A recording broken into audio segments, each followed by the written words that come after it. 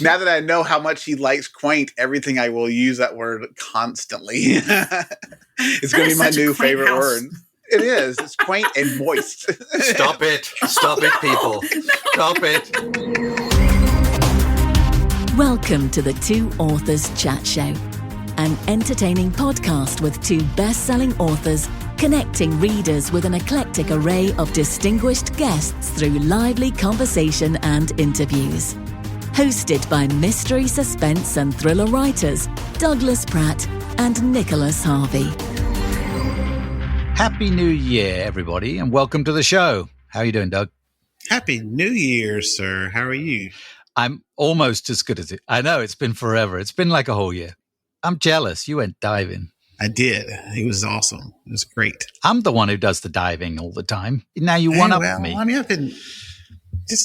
you live in California. It is currently like 40 degrees outside here in Memphis. So, yeah, but you know how cold the water is here? This is where we learned to dive when we lived in California years ago.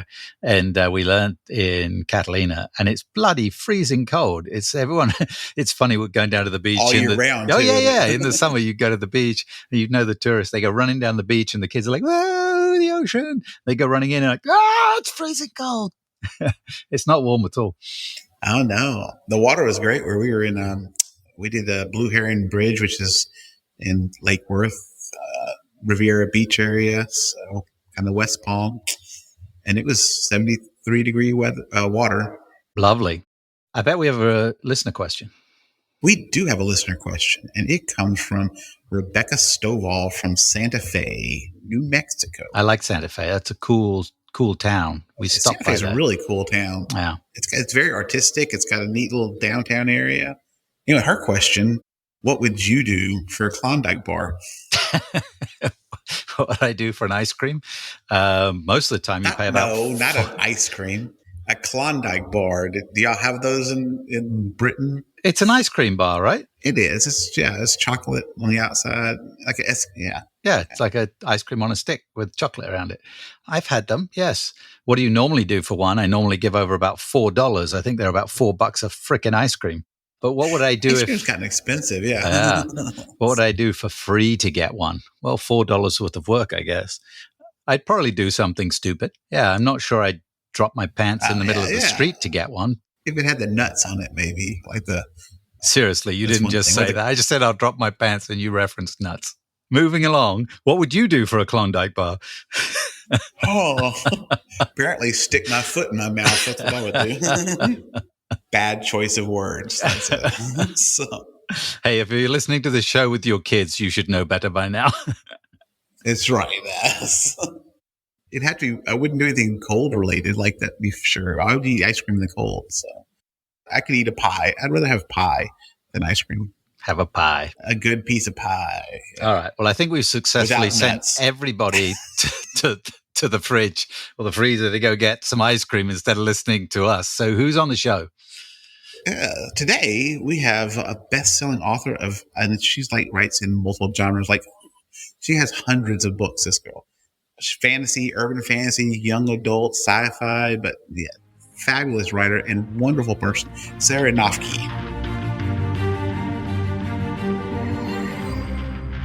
Sarah, welcome to the show. It's lovely to have you here. How are you? Great. Thank you so much for having me. It's wonderful to be here. You're on my side of the world. I know. We're over here on the West Coast enjoying some sunshine. Rubbing it in. That's right. Yeah. Doug is freezing his ass off. As we should. I mean, we pay enough to be here. That's true. Yeah, no kidding. That's true. All right, Sarah, tell us a little bit about your journey, author journey. How did you get to where you are now, which is in a very good place from where we're sitting? I think so, but it was quite the hike up the mountain.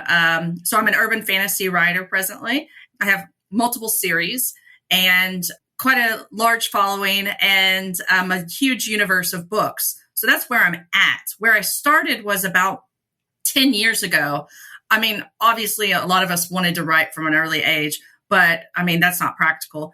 So I went and got a business degree, as you know, people that write about dragons would do. I taught college courses. That's exactly like HR right there. So So my master's degree is in human resources. No kidding. So I went the business route and, that was the safe thing to do. But how I actually got started was I got real bored. It becomes the soul sucking thing where you realize this is where I'm going to die in this little cubicle. So I started writing on my lunch breaks. I had my daughter, and I think that was the first time I ever had more than 3 days off in my life. I thought that it would be a lot of work, and it is. I'm not dispelling parents and taking care of children, but they sleep a lot. And I just all of a sudden just got really bored. And so I invented a fantasy world. But I wrote a lot of books before I hit not just my audience and my stride and my genre, but before I got the confidence to realize that I could keep doing this. Obviously, there's imposter syndrome and things like that. But I think that you get superstitious if you get a hit and you're like, well, that happened once. It's never going to happen again, And so it took me a long time. I write with Michael Anderle a lot, and he had to convince me, I think this is in you. It's not the cosmic universe all of a sudden aligned, because I wouldn't change my nail polish color once I got a best-selling series. I had a vitamin routine, and I was just like, you're like, I'm just going to do it. It's nothing. Yeah, I get it. Doug's worn the same underpants now for a year and a half, hoping another hill will come along. That's right. Oh, exactly. wow. So, yeah. I advise on changing clothes. So it was a long journey, but now it's more enjoyable than ever. So that's kind of a short in a nutshell of how I got here. Oh, so you write dragons. So I have a off the wall question, but what are there different kind of dragons in your universe? I mean, I've read about different kinds. So do you have different kinds of dragons? And what's your favorite kind of dragon? That is such a good question, because I was just having this conversation with my daughter in the car. She's 12. And like I said, she's the reason that I really started. Doug can ask questions like 12-year-old. That's perfect. Oh my goodness, Nick, that's not where I was going, but I can already tell that I'm going to enjoy this. Right? Yes, I like you already. This, if we can just spend the show picking on Doug, I love it. No, I can do that, and he's a good sport, but I just meant that this was relative because I guess most parents talk to their children about normal things. We don't have normal conversations. Usually, it's about dragons and things. So, to answer your question, my dragons are old world meets modern. The idea originally with my hit series was that we had this LA girl who was the first female dragon rider. And so she gets her egg and she is called to the place where the dragon elite, the dragon riders meet. And they're a bunch of crusty old 500-year-old Scotsmen that don't like modern world things. And they live in castles. And just like Nick, he's old, crusty. He's not Scottish, but he's close, I guess. So close. He hates everything modern. He's like, people. See, Nick, I mean, you threw out the first punch, and Doug just came back with it. I deserved it. Yeah, I had it coming. So what I tried to do with my dragons is I have the old world meets new world with the characters, and the same thing. You have the new generation with the old generation of dragons. So my main character, Dragon, plays video games and eats Cheetos, and he tells dad jokes, and he lives in the pad, which is his own cave. So they have different personalities, which I thought was a nice dichotomy because it's not what you expect from the very wise dragons that know everything and share a super consciousness. I really like to play on that, especially in the urban fantasy market. But I do have dragons that have all different skills. So Lunas is my main character, and Lunas meaning moon. He can supersize to the size of a 747 plane on a full moon. And then, I have ones that have fire magic and have water magic. So the question with my daughter this morning was, I have a new Dragon Rider series where I'm going to reverse what I've just done. And I'm going to take somebody from the past, I haven't figured out when, like 1400s, maybe, maybe Renaissance, I don't know. And I'm going to stick her in the present day with a dragon egg. And so we're going to reverse what we've done. But I was like, what should her dragon's power be? And my daughter decided mind control because she's 12 and she would like to have that on me. Yeah. To answer your question, lots of different powers. And we're all just doing wish fulfillment at the end of the day. That's a good way of describing us too. Like, what do you do? We wish fulfill just our own, but Play with our imaginary friends all day, as Cap Daniel says. And we all start off, all my characters, they start off poor. And lo and behold, they get rich. Also, their magic is calorie based. So if they need more magic, they just eat. That's mine too, actually. Yeah. The more I can eat, the more magical I am. I explain that to everybody. So I keep trying, but it's not working. I just get fatter, not smarter. I don't have powers, nothing. Just fatter. I know. It's not fat. It's the magic trying to blow itself out of you. That's a different problem. Yeah, I think so. So speaking about your daughter, obviously it sounds like you have a fantastic relationship. As you've grown up as a writer and she's grown up as a little human, has she influenced your books a lot and the way you write and the way you write characters? That is an excellent question, because I really started writing for her. Because I think once you have children, all of a sudden you realize that you got to put your money where your mouth is. You got to walk the talk, sort of thing. And I remember seeing this beautiful little child and thinking, I want her to follow her dreams. And as we've already discussed, I was not doing that. And I was in HR and planning on staying there because that was the safe route. And I thought, how can I follow my dreams? How can I make her follow her dreams if I don't follow mine? Karma is what y'all all know, because now my daughter wants to be an actress and a singer in Hollywood. Really? You live in awesome. LA and she wants to be an actress and a singer. Wow. Yeah. So the universe was like, here you go. You wanted to help her follow her dreams. So ironic, isn't it? But anyways, so she, at an early age, she influenced me to start writing. And then my characters are always a lot about her because I wanted somebody that she could idolize. So for instance, my dragon rider that I spoke about, she's completely modeled after my daughter, Lydia. She's the first female dragon rider. She comes in and she's got this strong attitude. She's not afraid of anything, but she's also very fair. I tend to be very sarcastic and a little rude.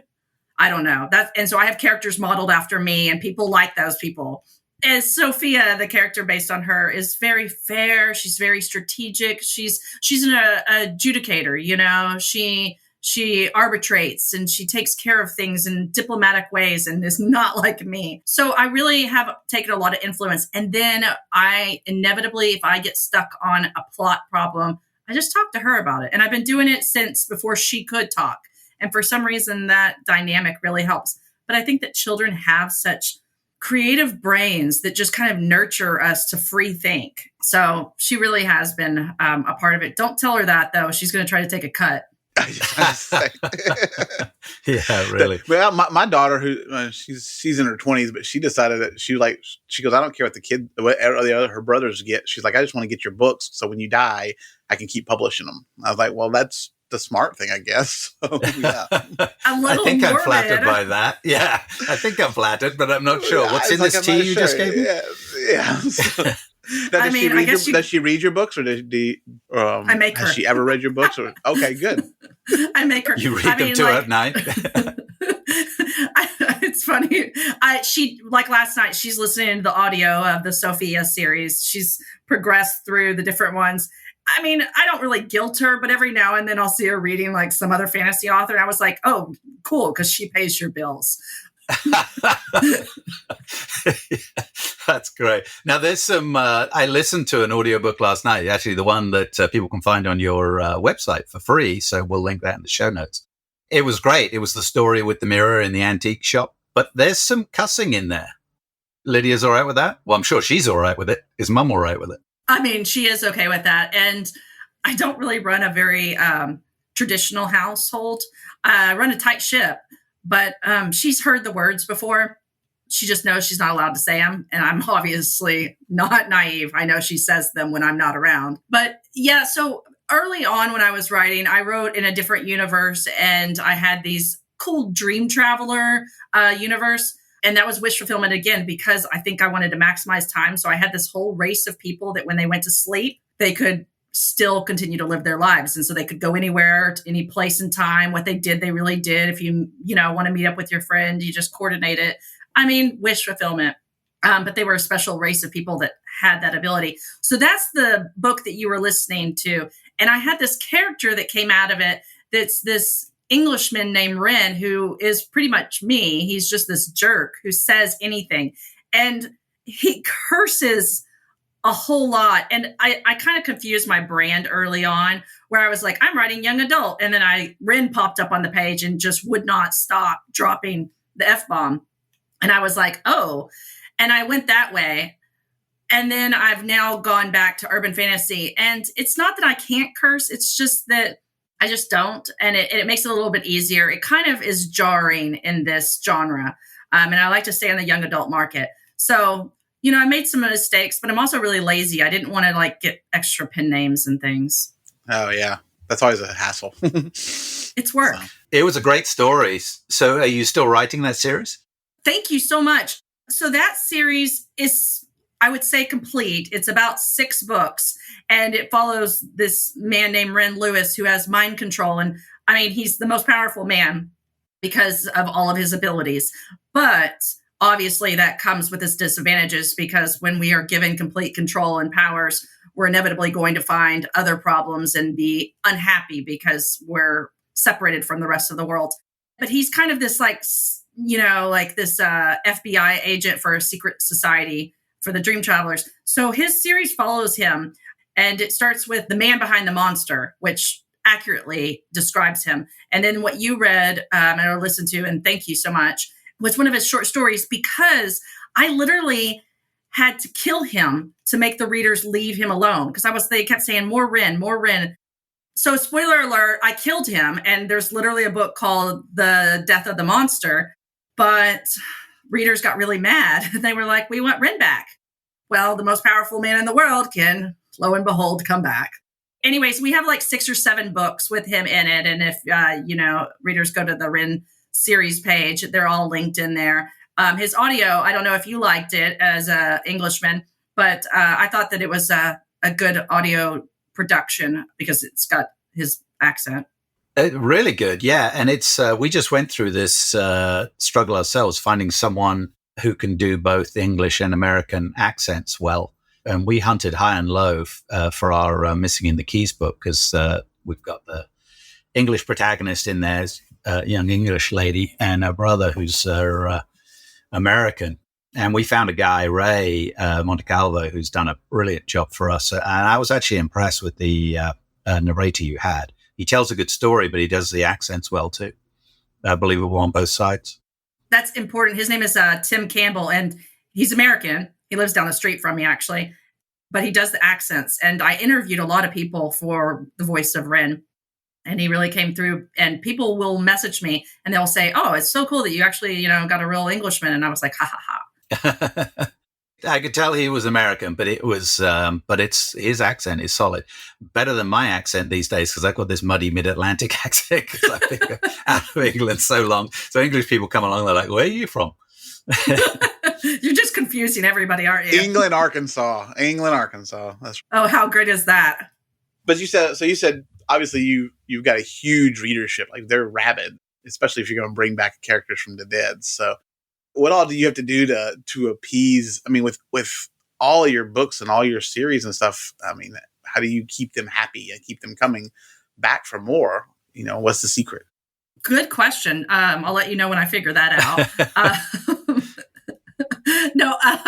No, it's a good question. And cooler dragons. This is one.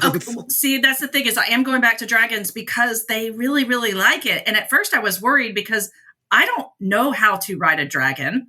I don't know the anatomy of a dragon. Since then, I've learned that. So I was really intimidated when I started that series, but it hit really big because, again, people just love the majestic. But to appease them, what I found is it's all about the protagonist. And so they really love, I have the Buffon universe, and they really love this family because it's all of these people that fight for justice that have the best, sassiest attitude that you can imagine. And so I've just found the little things. And it's funny because there's not a lot of difference between my different series. And I don't know how many I have, maybe 15. But the ones that have hit really big, it's always the same core elements. They want them to be this really great heroine that's strong, but has a lot of disadvantages. And then we level her up and we got to give her some weapons. And there's sass and there's food and there's always friends, companions. And I mean, I swear they would rather anybody die than the talking squirrel.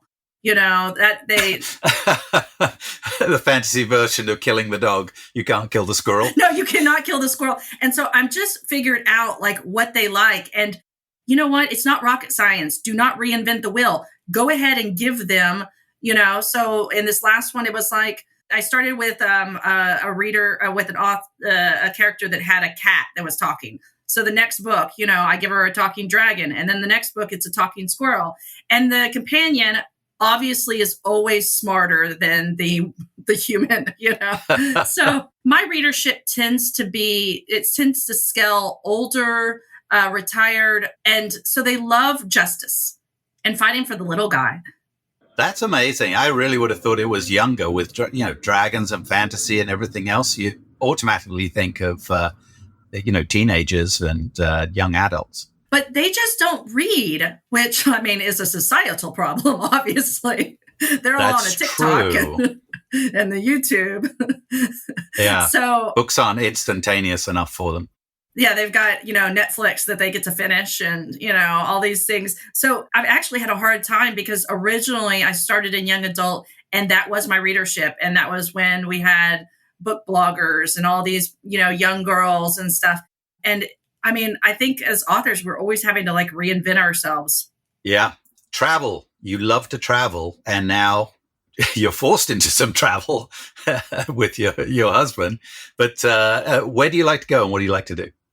Well, right now, I travel a lot internationally. Yeah, it's funny. Again, like, be careful what you wish for, like with my daughter and being like, follow your dreams. And then it's not that I don't want her to be an actress and a singer. I'm just like, get a business degree. But anyways, and then I came up with the Dream Travelers because I love the idea of traveling. And then I married a Scotsman who can't get into this country. And so only way to see him, and I really like him a lot, so I do like to see him, is to travel. And so we just got back from Toronto. We were in Montreal, Mexico, Scotland. We'll be in Spain and London. But some of my most favorite places this last year were Amsterdam and Barcelona. And it becomes amazing inspiration because back in the day, before I had money, I just went to Wikipedia and Wikipedia told me what Barcelona was like. But now it's just, I think my books are so much richer because I went to Barcelona and I went to this flamenco show and I left there and I thought, what if my main character needs to find her guardian angel and the guardian angel is like literally helping her to stay alive, but she also has to have a full-time job because guardian angel ship doesn't pay the bills. So she's a flamenco dancer. I mean, these are not ideas that I would have come up with if I was sitting at home, writing my books. So it does give it a lot more richer environment, richer storyline. If you can see and I think it relates to people who have traveled and been there. People who are like, oh, I love going to Barcelona, but I'm not there now. They're going to jump on those books because, it's all about, it's set there. It's set in Barcelona. It's where I want to be, kind of a feeling. So again, wish fulfillment. Also, I have lots of readers that are disabled. And so it gives them the opportunity to travel the world and experience things. And that's one reason that they like their heroine to, be able to punch a troll in the face. We see that too, because we both write tropical thrillers on boats, and Nick writes a lot of diving and stuff. And so we'll have people who used to dive or who used to have sailboats and are like, they're too old now. So they enjoy that living vicariously through our stories. And I think that's kind of a cool way to look at it. I think the details too, like the location details, like you're talking about in Spain and what have you, is it's all about putting the reader in the situation, right? Either as a voyeur or feeling like they are the protagonist in these situations. So those details and descriptions of the locations, the more accurate they are, the better it feels to the reader, I think. Absolutely. But I mean, we do have to do our homework, and I'm sure that you guys find this a lot with your boats. I couldn't write about boats because I would really mess it up, and I'm sure that you got to make sure that those are accurate because you've got people that know what they're talking about that could call you out, right? Yeah. I had in my first book, I made a mistake before I owned a sailboat. I own a sailboat now, but in my first book, I made a mistake about how fast it could go, and I still hear people who correct me on it, and I'm like, well, they're absolutely right.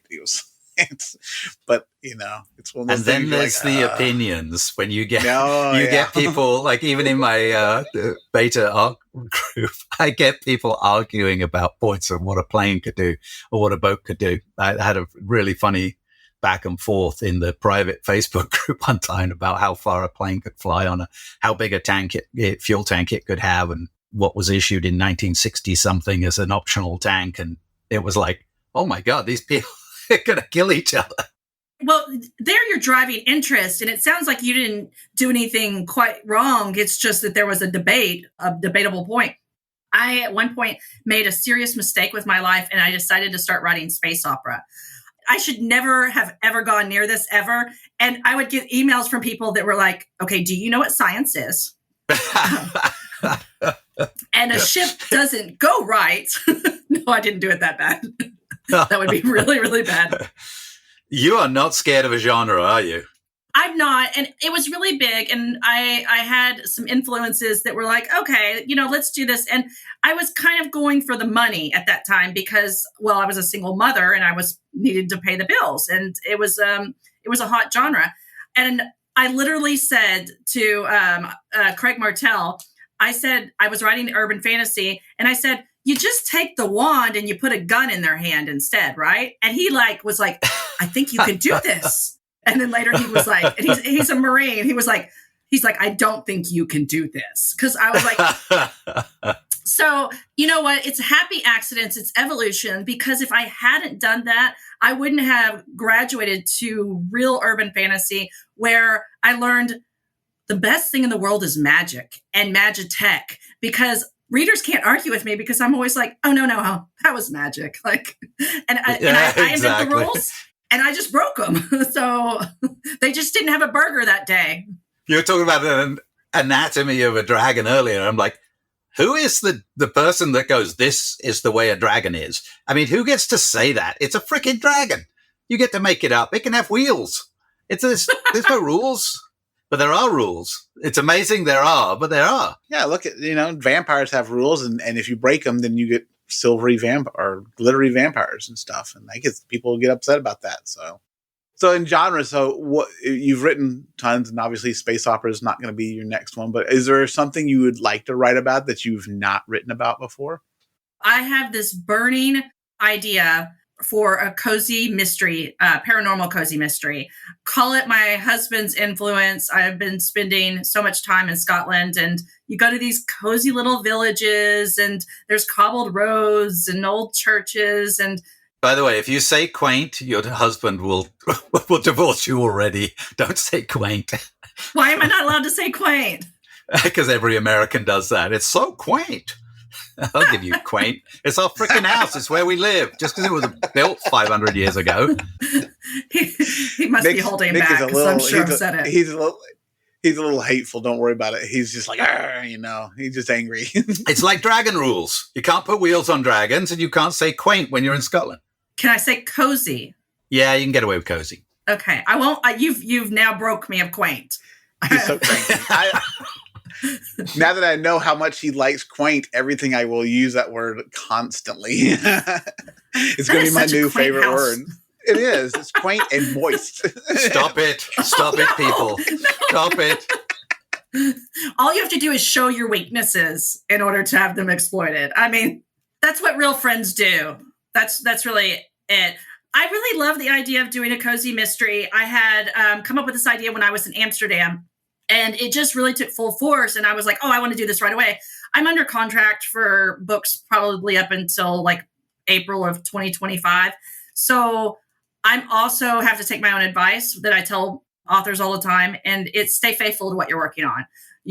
Don't jump all around. I don't know if you guys do. And I'm not criticizing anybody that does. I just think that when I was writing space opera, I was also writing a fantasy series. And I mean, that's like being a schizophrenic, like one day they've got unicorns and the next day they're, fighter pilots. It just doesn't work for me.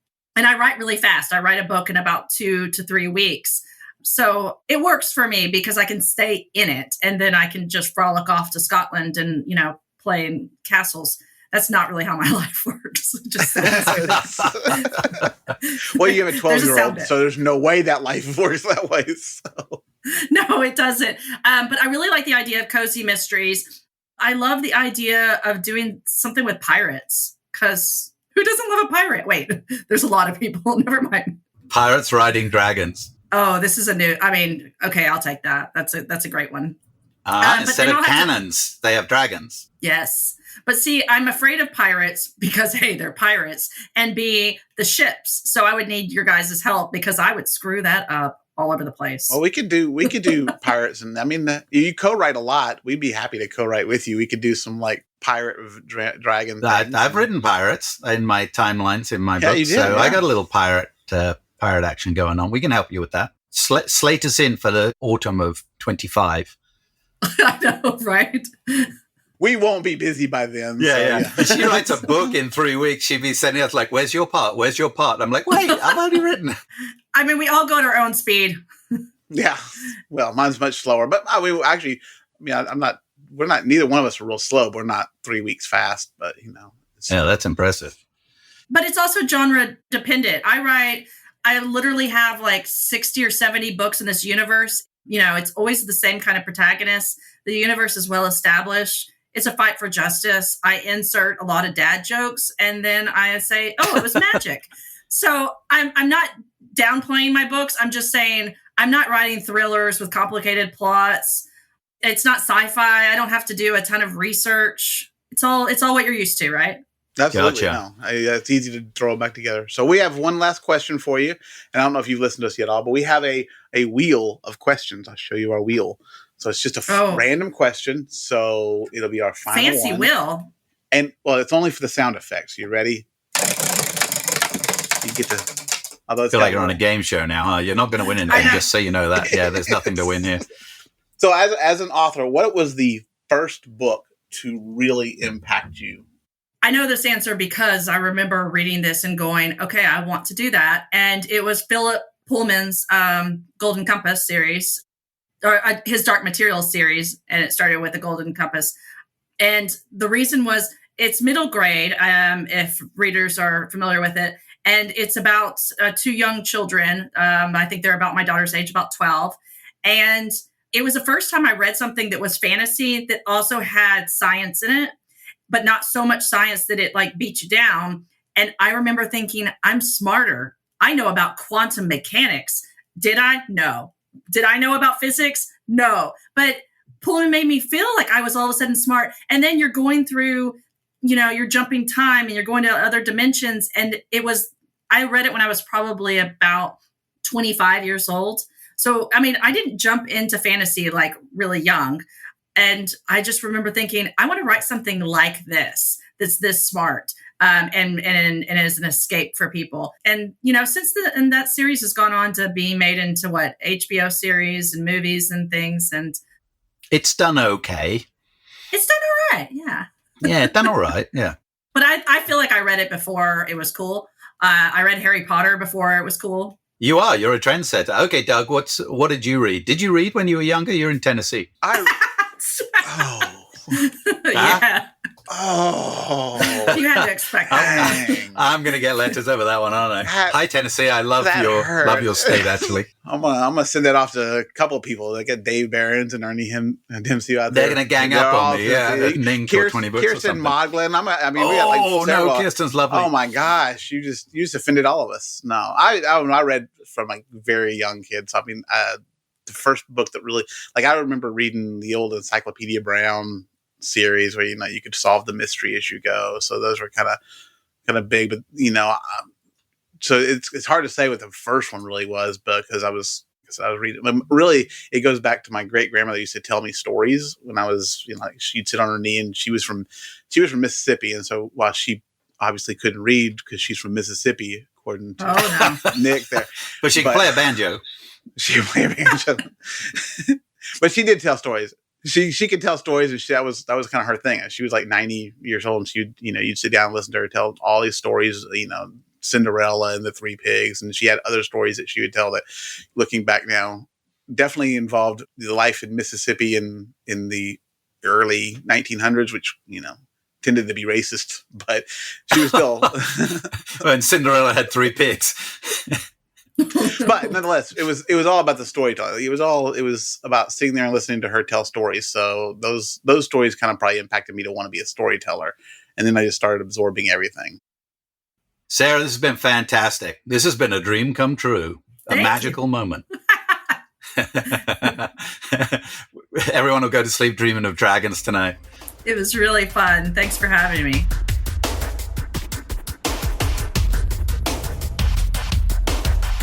Thank you, Sarah. What a cool lady, huh? Yeah, she's awesome, and she's fun. Yeah, she's really cool. I enjoyed the heck out of that. So, what have you been up to? How was your holiday? Oh, it was great. It was very nice. Obviously, like I said, went diving, but just factored a little bit of. We had to spread it out. We had some people get COVID, so some of our holiday plans got moved around. So you banished them from the celebrations. Well, mostly I just didn't want to screw up my vacation, so I didn't go see anybody who had COVID. So I was like, all right, a lot. But no, we had a good time. Actually, it was a little more low key than normal, so not as much family stuff, but it was cool. How about yours, sir? We flew to Charlotte, where my brother and his wife live just south of there, and my mom flew in from Colorado, and we had a wonderful gathering. We were there for a short visit, 3 or 4 days. It was fun. We ate too much, probably drank a little too much, played board games, had a lot of fun. It was good Christmas. I have never drank too much, so never have I drank. I did. We didn't do anything fun for New Year's Eve. Believe it or not, no, basically. But in the last few years, we never make midnight. We don't even try. We go to bed at like 10 o'clock, put earplugs in so the crazies don't wake us up around midnight. And this year, Cheryl and I love the movie Love Actually. Christmas movie based around Christmas time, right? Old rom-com.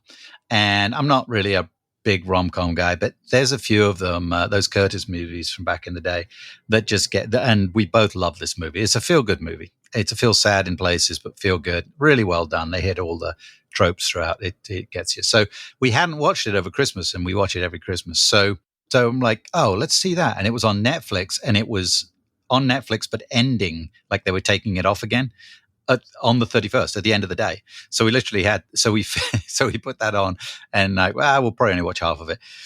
We watched it. It finished at like 11:40, and so we made it before Netflix kicked us out of it by like 20 minutes. That's hilarious. And then brushed our teeth, went to bed, and some noise was happening outside, and we looked at the clock. It was midnight. So we actually made it to midnight for the first time in years. Wow, yep. That's cool. It's been a while. We did go out to some friends' parties and stuff. And honestly, I haven't celebrated New Year's in a long time because I went for like 15 years working and running New Year's Eve parties and stuff. And I worked in hotels. And so when I quit doing that, I was like, I'm not celebrating New Year's Eve ever. And we rarely do. Like last year we were traveling. I think we went to the boat last year and just kind of hung out. Most of the time we're usually traveling or something. So last night or a couple nights ago, whatever New Year's Eve was, we ended up going out and hanging out with some friends and stuff. And that was a good time. So it was kind of low key. All right. Tune in every 2 weeks. Before we do that, before you break off, I have to tell you the one other cool thing I got this cool mug with a couple of people's faces on it. And I think it's available for anybody to buy. Thank you for bringing that up. That's how good at promotion I am. I forget that we have stuff. Exactly. You forgot we have a new mug. Yes, there's a new mug with both of our faces. So if you're sitting at home, like, I would like a way to make my coffee just that much more sexier than putting Nick and Doug's face on it is going to do it for you. So with full James Bond on the picture too. Check out our show notes, and I'm sure that you'll put a link in there for it because you're good at promo stuff, right? If I remember, I will. But if not, you go to harveybooks.com and go in the store there, and you can find them. But I will put it in the show notes. But then, yes, like you were saying, check back every 2 weeks as we have another guest in a couple of weeks. Until the next time, be cool to each other. And fair winds and following seas. You've been listening to the Two Authors Chat Show with Nicholas Harvey and Douglas Pratt.